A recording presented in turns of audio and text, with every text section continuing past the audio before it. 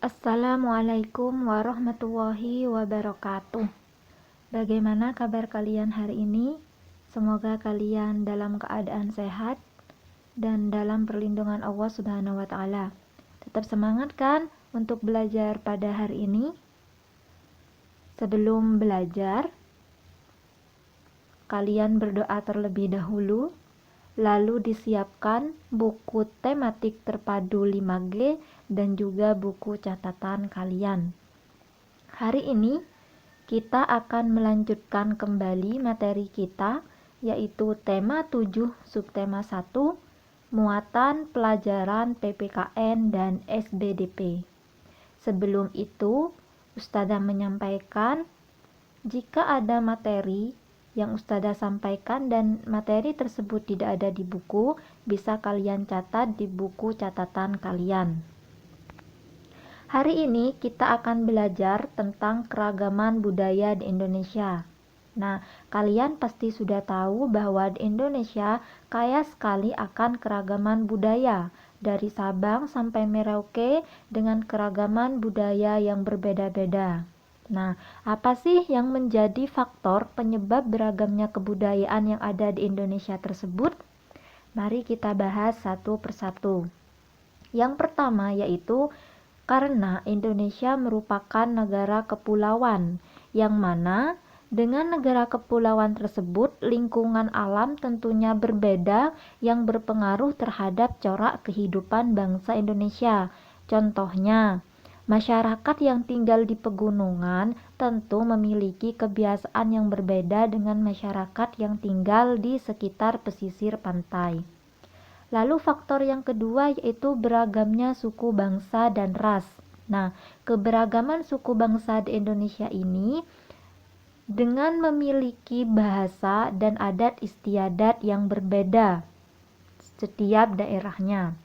Kemudian faktor yang ketiga yaitu pengaruh kebudayaan luar. Nah, akulturasi kebudayaan antara kebudayaan Nusantara dengan kebudayaan yang dibawa oleh para pedagang dari bangsa lain, hal tersebutlah yang menyebabkan keberagaman kebudayaan tersebut. Karena yang kita ketahui bahwa pedagang dari bangsa lain itu datang ke Indonesia dengan tujuan untuk berdagang.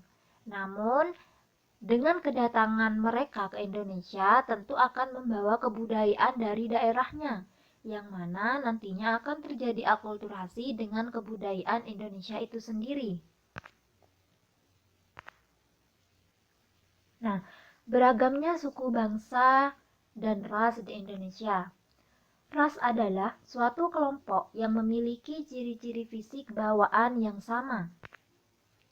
Menurut salah satu antropologis dari Amerika Serikat, ras-ras di dunia terdiri atas yang pertama yaitu Kaukasoid, yang kedua Mongoloid, yang ketiga Negroid, dan yang keempat Australoid.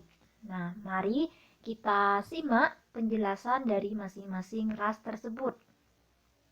Kalian juga bisa buka pada buku tematik kalian yaitu pada halaman 22. Ras yang pertama yaitu ras Kaukasoid. Adapun ciri-cirinya yaitu rambut pirang, kelopak mata lurus, hidung mancung, dan kulit putih.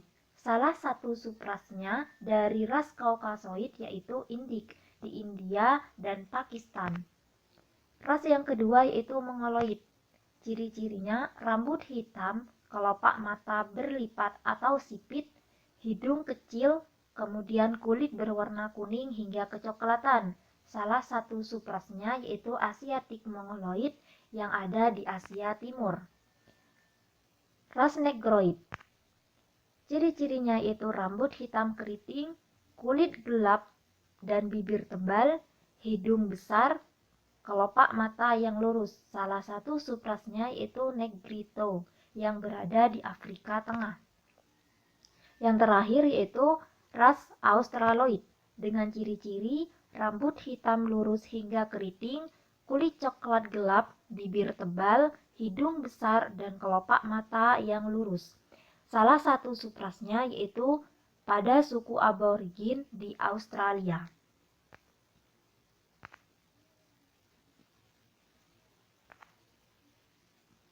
Nah, dari keberagaman suku yang ada di Indonesia tersebut, apa sih yang membedakan karakteristik dari suku-suku bangsa tersebut? Yang pertama yaitu perbedaan bahasa. Nah, setiap suku bangsa tentunya mempunyai bahasa daerah yang berbeda-beda. Contohnya di Jawa. Di Jawa itu menggunakan bahasa Jawa. Ada juga misalnya di suku Batak yang menggunakan bahasa Batak dan lain sebagainya. Yang membedakan yang kedua yaitu dari perbedaan ciri fisiknya. Nah, setiap suku bangsa itu mempunyai ciri fisik yang berbeda-beda. Misalnya, ciri fisik pada suku Aceh jelas berbeda dengan ciri fisik yang berada dengan ciri fisik suku Alor di Nusa Tenggara Timur. Kemudian yang ketiga itu perbedaan adat istiadat, kesenian, dan kebudayaan. Nah, dari semua keragaman kebudayaan yang ada di Indonesia, kita harus menghargainya. Nah, bagaimana cara kita menghargai keragaman tersebut, khususnya pada keragaman suku bangsa di Indonesia? Yang pertama itu kita tidak boleh mencela setiap tradisi atau kebiasaan dalam masyarakat yang berbeda dengan kita. Jadi kita harus menghargai dan menghormatinya. Kemudian yang kedua, mendukung setiap kegiatan tradisi masyarakat. Yang ketiga, tidak membeda-bedakan setiap suku bangsa karena kita satu sama, yaitu bangsa Indonesia. Dan yang terakhir yaitu tidak membangga-banggakan suku bangsa sendiri. Nah, dari keberagaman budaya di Indonesia tersebut ada salah satunya yaitu lagu daerah. Nah, selain lagu daerah, kalian juga wajib mengetahui yang namanya lagu wajib atau lagu nasional. Nah, lagu wajib itu sendiri adalah lagu yang diwajibkan untuk diajarkan oleh guru kepada siswa dalam rangka menanamkan cinta tanah air, menghargai jasa pahlawan, dan membakar semangat perjuangan agar selalu menyala. Adapun ciri-ciri lagu wajib tersebut yaitu yang pertama, pastinya mengandung lirik yang bertujuan menanamkan cinta tanah air, kepahlawanan, nasionalisme, serta rela berkorban demi bangsa dan negara. Yang kedua itu menggunakan irama yang penuh semangat. Yang ketiga, wajib diajarkan, dipelajari, dan dihayati sesuai dengan maksud dan tujuan yang terkandung di dalamnya. Ustadzah berikan beberapa contoh lagu wajib. Yang pertama itu Gugur Bunga, ciptaan Ismail Marzuki, yang mana pada lagu tersebut berisi tentang gugurnya pahlawan dalam melawan penjajah. Yang kedua itu lagu Syukur, ciptaan Haji Mutahar, yang berisi tentang rasa syukur kita atas kemerdekaan di Indonesia. Dan yang ketiga lagu Bagimu Negeri, ciptaan dari Kusbini, yang berisi tentang semangat perjuangan bangsa dalam mencapai kemerdekaan.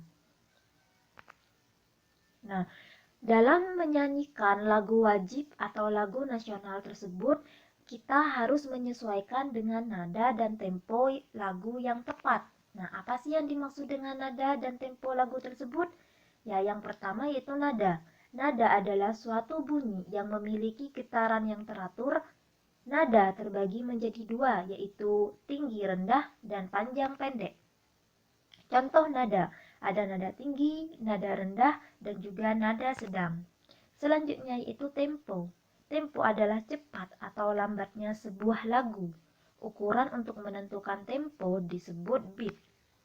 Nah, beat itu sendiri adalah ketukan dasar yang menunjukkan banyaknya ketukan dalam 1 menit. Berikut adalah pembagian dari tempo. Yang pertama yaitu tempo lambat. Dibagi menjadi lambat sekali, contohnya targissimo, lentissimo, dan largo assai. Yang kedua yaitu lambat, contohnya lento, grave, adagio, dan largo. Yang ketiga yaitu kurang lambat, contohnya largiato dan adagietto. Tempo yang selanjutnya yaitu tempo sedang. Adapun contohnya yaitu sedang lambat. Misalnya pada tempo andantino. Yang kedua sedang, contohnya andante dan moderato. Dan yang ketiga sedang cepat. Contohnya moderato con anima dan tempo gusito. Tempo yang terakhir yaitu tempo cepat. Dibagi menjadi tiga. Yang pertama sedikit cepat, contohnya allegro, sosotonuto, dan allegro non troppo. Yang kedua yaitu cepat, contohnya allegro, pusto, dan vivace.